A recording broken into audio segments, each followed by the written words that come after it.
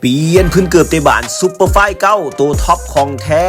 สบายดีมื้อนี้ขับเจ้าสร้างดรสตัดสิมารีวิวงานเปลี่ยนพื้นเกือบเตบานคู่นี้เนาะซึ่งมีอาการดุมฮัก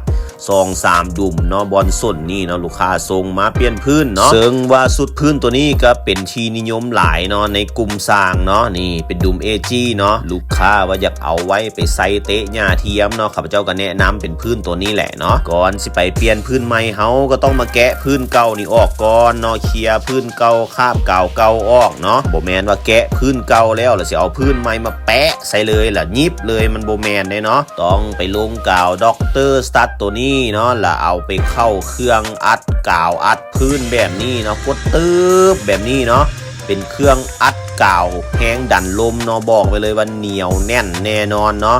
นี่เนาะดรสตัดมีเครื่องอัดพื้นมีเครื่องอัดกาวเด้อเนาะโมเมนต์ว่าเอามาเฮ็ดแปดปาดเอามายิบซี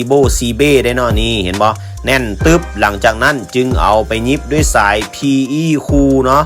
แลนเส้นเนียนๆตามสไตล์ด็อกเตอร์สตัดแบบนี้เลยเนาะพร้อมเอาไปใส่งานได้ลุยๆเลยเนาะนี่เห็นบ่เป็นดุม AG เนาะเป็นดุมตันเด้อเนาะเป็นดุมมนตันเนาะเพราะว่าสุดพื้นตัวนี้นี่ดุมมันจะรอติดกับพื้นมาเลยเนาะเป็นเนื้อเดียวกันเลยเนาะมันจะไม่ได้เป็นข้อเนาะฉะนั้นมันจะทนทานเนาะเอาไปใส่เตะได้ลุยๆได้เลยเนาะสำหรับหลายคนที่ถามมาว่าเปลี่ยนพื้นเริ่มต้นเท่าไหร่เนาะเริ่มต้นอยู่ที่9 ใบเขียวเด้อเนาะถ้าว่ามันแพงโพดสามารถสั่งกาวสาย PE เข็มยิบเกิบจากดรสตัดไปเฮ็ดเองได้เด้อขอบใจ